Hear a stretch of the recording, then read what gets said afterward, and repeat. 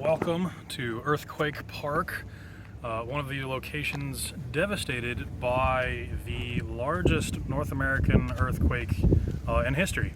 And I mean that, history. I don't mean prehistory, I mean history. So over the last maybe 200 years or so. But still quite a thing. It was also the second most powerful earthquake in history, period, for the whole planet that we know for the last couple hundred years. So where I'm at is I'm in Anchorage, Alaska, and if we look this way, we can actually see the skyline from Anchorage. So I'm just down on the coastal trail on the coastline here at Cook Inlet behind me. And this Cook Inlet is actually an interesting little feature as well.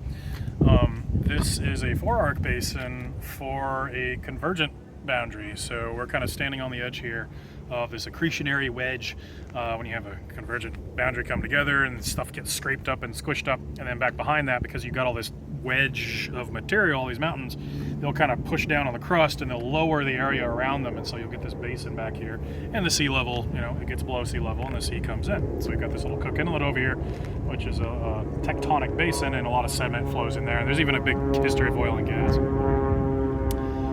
In addition to that, we had this massive earthquake here. We're at this convergent boundary, and it has a history of having these earthquakes, and you can hear the airplanes behind me. There's a float plane right there and a big commercial airliner over that way. But you can see this bluff over here, and just to the inside of this bluff is the Ted Stevens International Airport, which is one of the busiest airports in the world. One of the reasons for that is there's a whole lot of commercial flight, a whole lot of logistics packages and that kind of thing that go between North America and Asia that come out of this or go through this airport, especially recently with the war in Ukraine and Russia and all that. Russia's closed off their airspace, so this airport here is becoming even more important and getting used even more.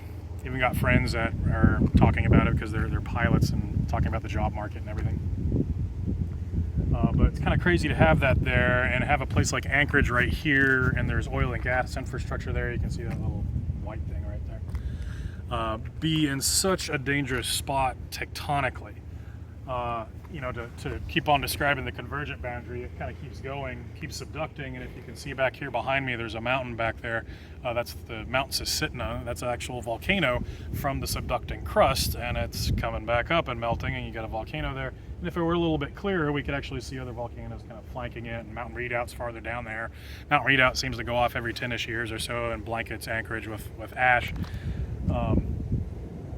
So pretty major place. Now, one of the problems with earthquakes around here, I'm in Earthquake Park. This used to be a subdivision of Anchorage. And if you kind of look around here behind me, you can see kind of all these little undulating little hills. Tucked in the back of these little hills are a whole bunch of little ponds, which are just horrific havens for mosquitoes. And if you sit here and watch me, I'm actually dancing, scratching my legs because I'm wearing shorts like an idiot. Scratching my legs, trying to it's the mosquito bites.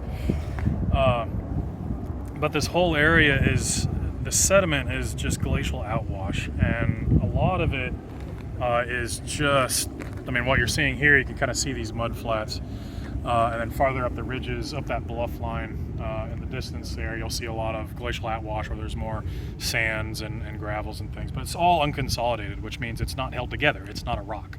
And when you shake that stuff, it can literally liquefy. It's called liquefaction. So when you had this massive earthquake and the shaking was happening for forget how long, 5 to 7 to 10 minutes or something, all the landscape will actually start to flow. And you can imagine if you've got buildings on that, they fall over, right? It's not like the Hollywood movies where there's a big crack opens up and stuff falls in the crack. It's your landscape starts to flow, and so it just destroyed so much in this area, any towns and everything. There were some towns that were just completely lost and had to move inland, and Anchorage was effectively destroyed and had to be rebuilt. So it's kind of a scary thing, and it hasn't gone anywhere. The geology is still there. We could have another earthquake like that, and they tend to happen on average every 600 years, but it's not like clockwork. It can be 50 years and another one goes off. And there's more than just one fault. There's a lot of faults up here, and even when I used to live here, it was not unusual for about once a year for us to feel a pretty good earthquake, and it makes you jump out of bed and wakes you up really fast.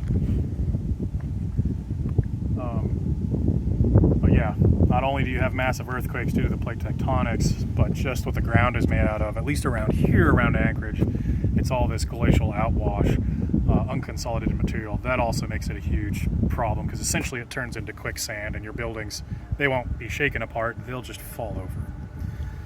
That, you know, gives me pause to knowing all this when I look at a skyline like that, and you hope that there's not any issue, and they've got a lot of engineering in place that those places won't have issues if we get another earthquake like that.